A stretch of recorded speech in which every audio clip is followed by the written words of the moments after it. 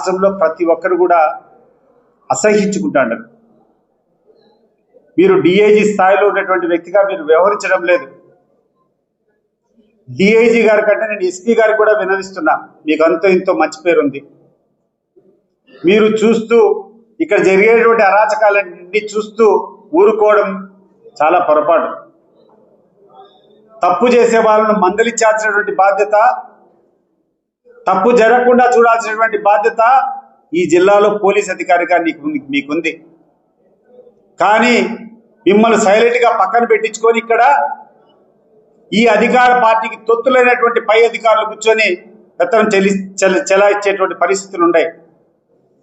కాబట్టి మీరు దయచేసి మీ యొక్క పవర్ మీరు చూపించండి.